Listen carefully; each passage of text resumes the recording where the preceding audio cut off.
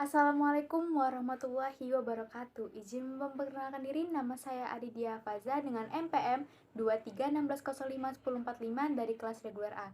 Di sini saya akan menjelaskan resume dari buku yang berjudul Pendidikan Kewarganegaraan, Konsep Dasar Kehidupan Berbangsa dan Bernegara di Indonesia.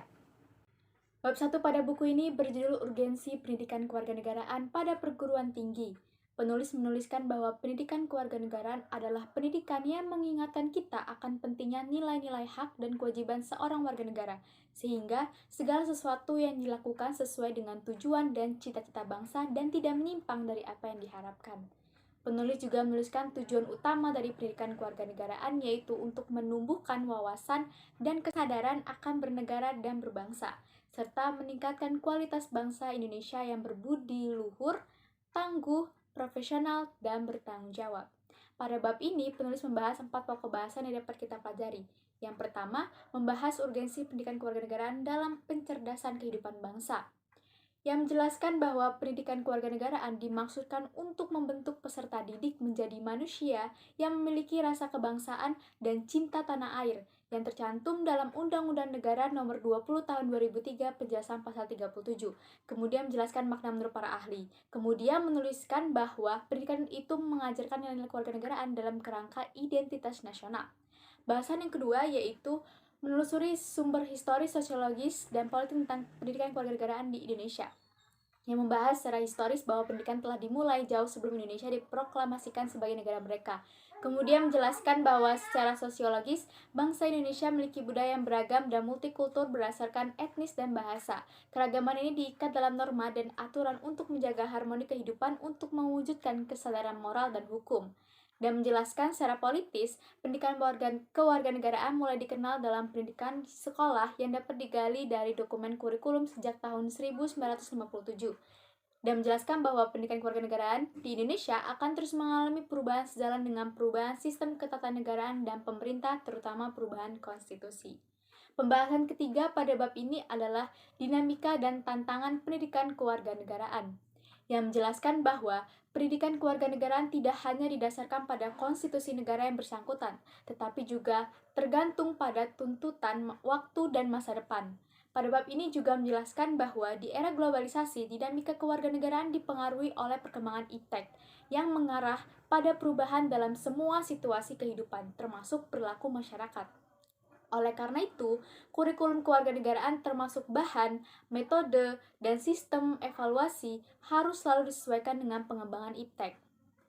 Dan pembahasan terakhir dari bab ini adalah esensi dan urgensi pendidikan kewarganegaraan untuk masa depan, yang membahas inti dari pendidikan kewarganegaraan adalah untuk membekali dan memberdayakan mahasiswa dengan pengetahuan dasar dan keterampilan hubungan antara warga negara Indonesia yang Pancasilais dan bernegara, dan menuliskan bahwa siswa diharapkan dapat menerapkan nilai-nilai ini dalam kehidupan sehari-hari.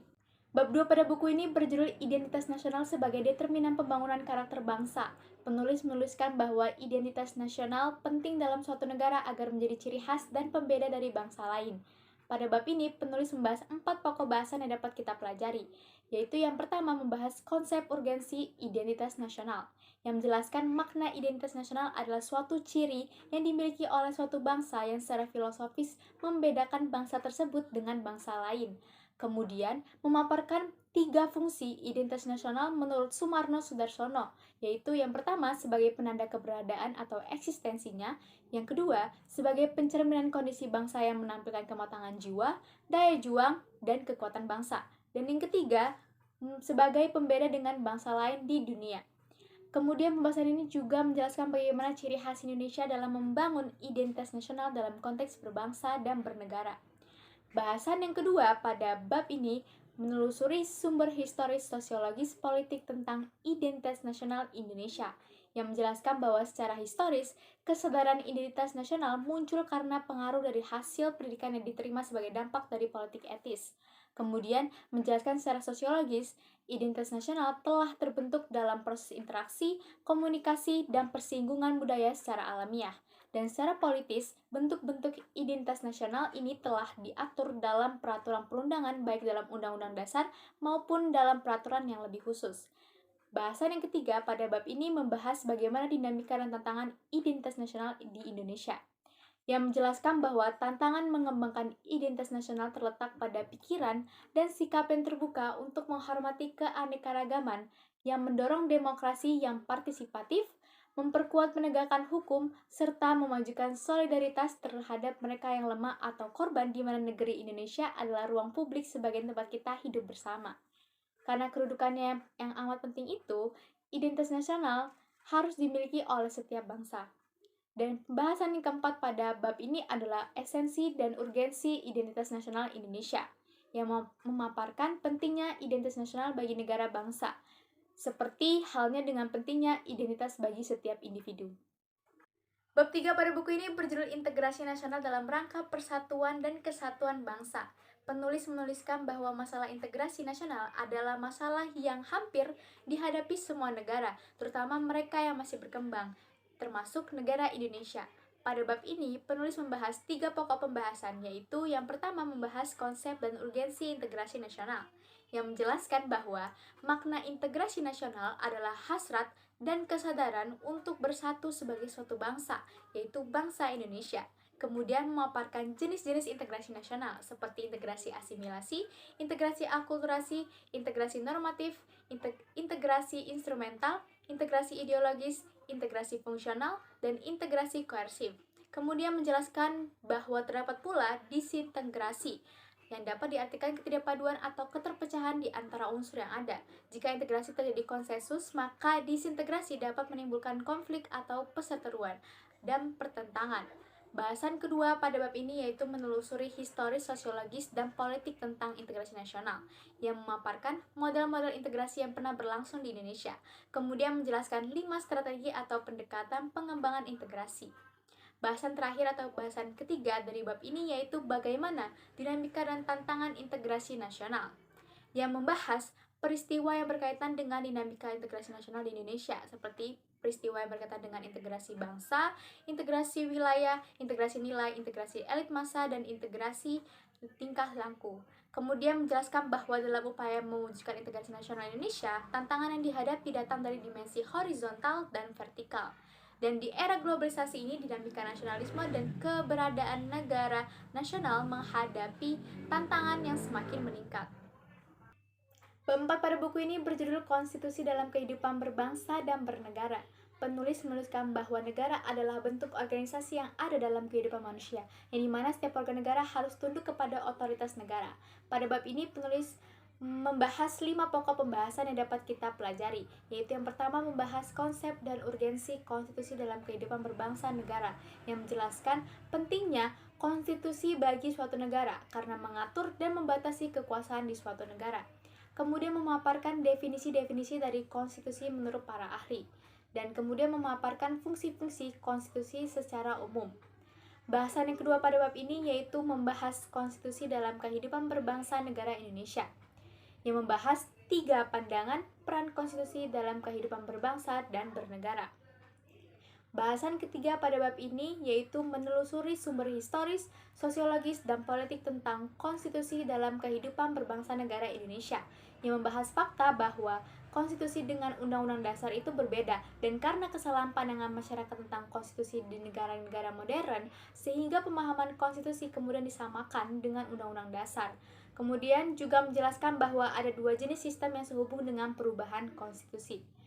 Bahasan yang keempat pada bab ini yaitu membahas bagaimana dinamika dan tantangan konstitusi dalam kehidupan berbangsa negara Indonesia, yang membahas bahwa para pendiri Negara Kesatuan Republik Indonesia telah setuju untuk merancang konstitusi sebagai konstitusi tertulis dengan semua arti dan fungsinya.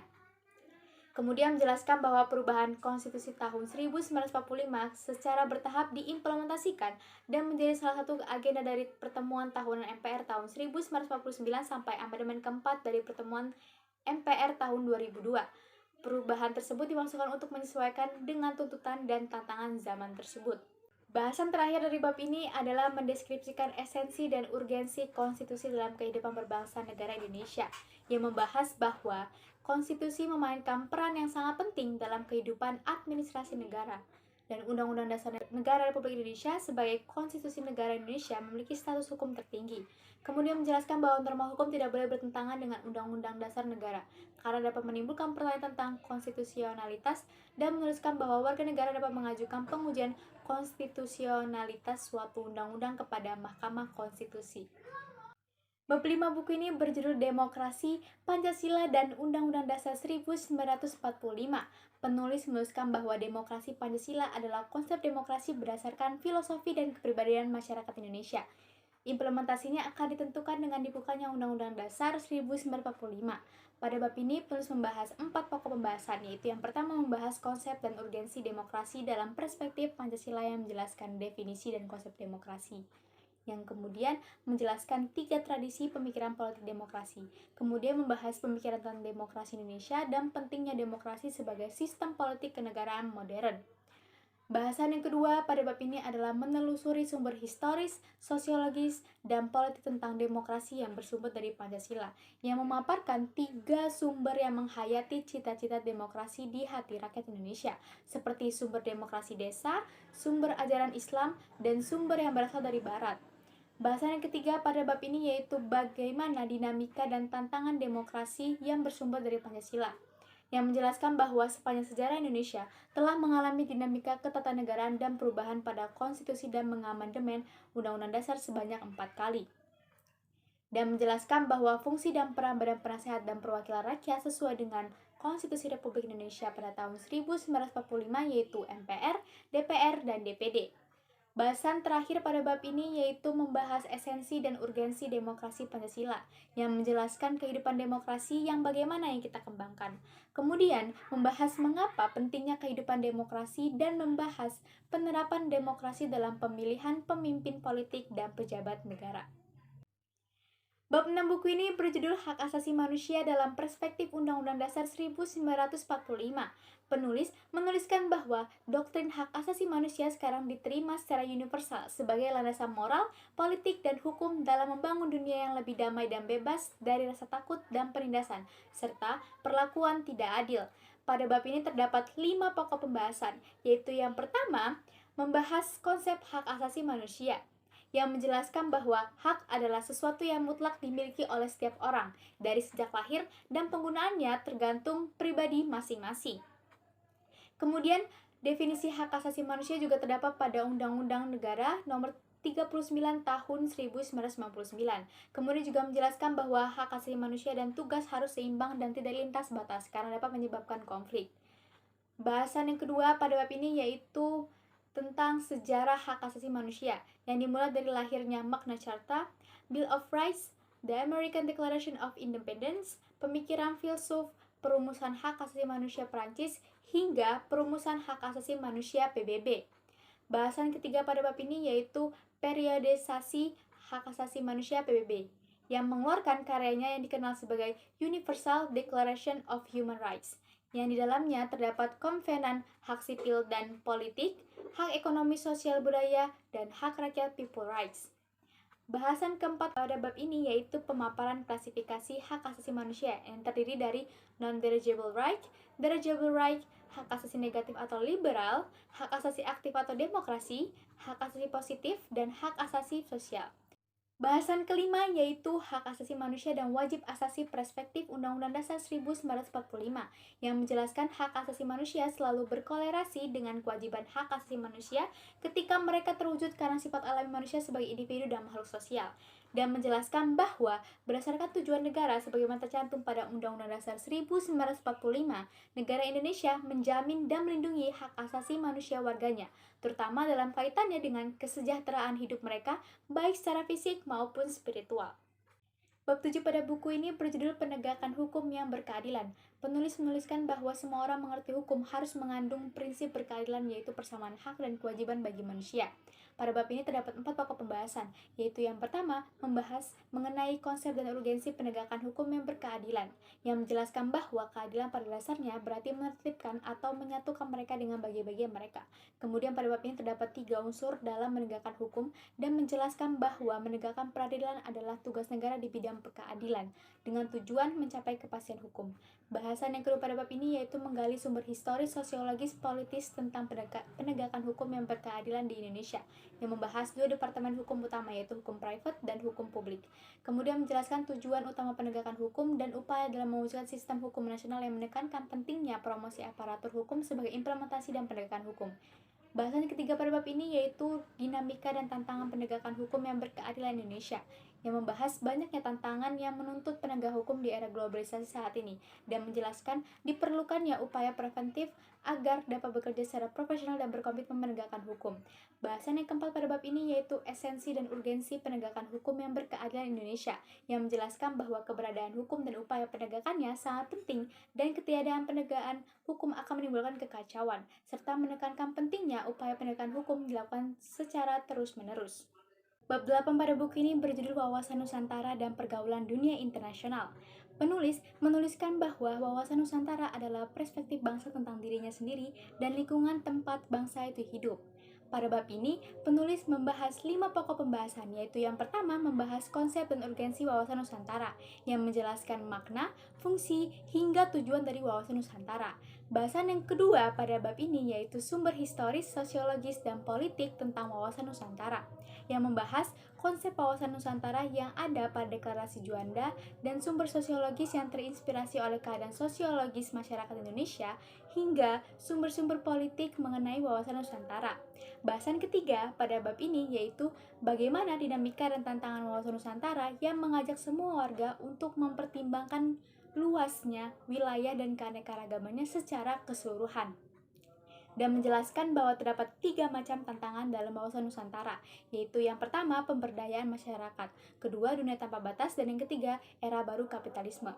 Bahasan keempat pada bab ini yaitu esensi dan urgensi wawasan Nusantara, yang membahas bahwa wawasan yang awalnya dikembangkan sebagai konsep regional menjadi konsep nasional, dan memaparkan mengenai perwujudan implementasi wawasan Nusantara sebagai unit politik, sosial budaya, ekonomi, pertahanan, dan keamanan.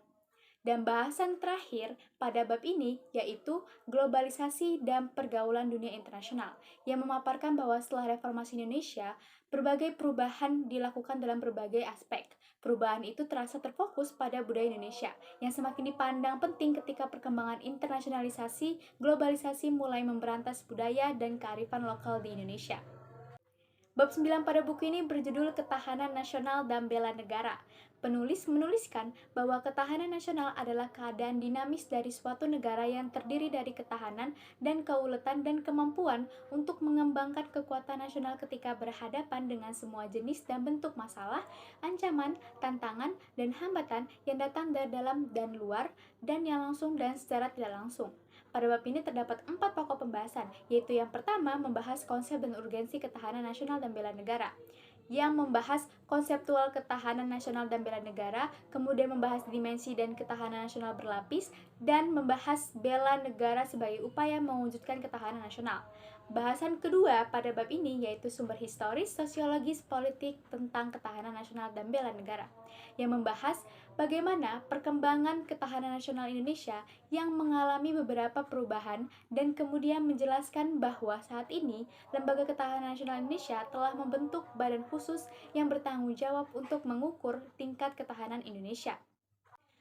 Bahasan ketiga pada bab ini yaitu dinamika dan tantangan ketahanan nasional dan bela negara, yang menjelaskan ketahanan nasional Indonesia akan terus menghadapi berbagai tantangan dan ancaman yang terus berubah, dan tantangan tersebut dapat terjadi pada bidang politik, ekonomi, sosial, budaya, pertahanan, dan keamanan.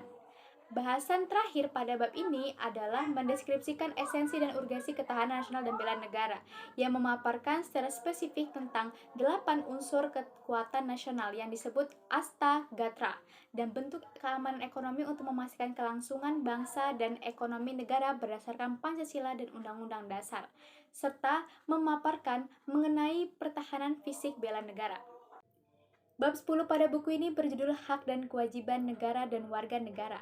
Penulis menuliskan bahwa ketika berbicara tentang kewarganegaraan di suatu negara, setiap warga negara harus memiliki hak dan kewajiban.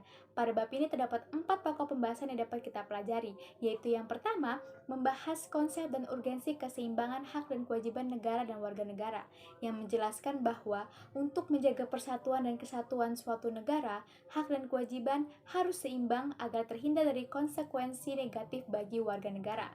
Kemudian, dalam pembahasan ini memaparkan manfaat-manfaat jika hak dan kewajibannya seimbang. Kemudian memaparkan mengenai apa saja hak-hak dan kewajiban-kewajiban negara.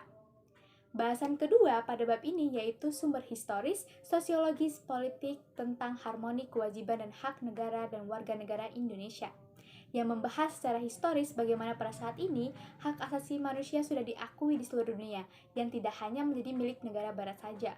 Kemudian membahas bagaimana gejala sosiologis mendasar yang menjadi penyebab berbagai guncangan dalam masyarakat kita, dan membahas bagaimana sumber politik yang mendasari dinamika, kewajiban, dan hak negara dan warga negara Indonesia. Bahasan ketiga pada bab ini yaitu dinamika dan tantangan harmoni kewajiban dan hak negara dan warga negara, yang membahas mengenai bentuk-bentuk perubahan aturan dasar dalam Undang-Undang Dasar Republik Indonesia tahun 1945 sebelum dan sesudah amandemen yang mengalami dinamika yang luar biasa. Dan bahasan yang terakhir pada bab ini yaitu urgensi keselarasan kewajiban dan hak negara dan warga negara, yang membahas keselarasan hak dan kewajiban negara dan warga negara yang dimulai dari agama, pendidikan dan kebudayaan, perekonomian dan kesejahteraan rakyat, hingga pertahanan dan ketahanan.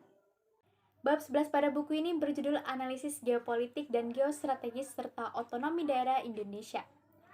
Penulis menuliskan bahwa geostrategis adalah turunan dari geopolitik, kebijakan luar negeri geografis, dan otonomi daerah adalah hak untuk mengatur dan mengelola wewenang dan kewajiban daerah otonom, urusan pemerintah mereka sendiri, dan kepentingan masyarakat lokal sesuai dengan ketentuan hukum. Pada bab ini terdiri dari 3 pokok pembahasan yang dapat kita pelajari, yaitu yang pertama, konsep geopolitik, geostrategis, dan otonomi daerah Indonesia, yang membahas mengenai makna dan konsep geopolitik, geostrategis, dan otonomi daerah. Kemudian juga membahas prinsip-prinsip otonomi daerah, dan kemudian membahas konsep pemberian otonomi daerah, serta 5 variabel sebagai faktor utama untuk mengukur kemampuan suatu daerah terhadap otonomi. Bahasan kedua pada bab ini yaitu sumber historis, sosiologis, politik, geopolitik, geostrategis, dan otonomi daerah di Indonesia, yang membahas bagaimana perkembangan geopolitik, geostrategis, dan otonomi daerah, serta membahas bagaimana pengembangan geopolitik yang juga memaparkan penerapan geopolitik Indonesia dalam hukum kewilayahan Indonesia. Lalu, membahas bagaimana pengembangan geostrategi dan 2 implementasi karakteristik utamanya. Dan kemudian membahas bagaimana pengembangan otonomi daerah yang juga menjelaskan cara untuk mencapai tujuan otonomi daerah. Bahasan ketiga pada bab ini yang juga merupakan pembahasan terakhir pada bab 11 ini membahas mengenai bagaimana dinamika dan tantangan-tantangan yang dihadapi geopolitik, geostrategis, dan otonomi daerah di Indonesia, serta upaya dari permasalahan-permasalahan yang terjadi. Demikian yang dapat saya sampaikan. Semoga penjelasan yang saya sampaikan tadi bermanfaat bagi kita semua. Dan saya akhiri, wassalamualaikum warahmatullahi wabarakatuh.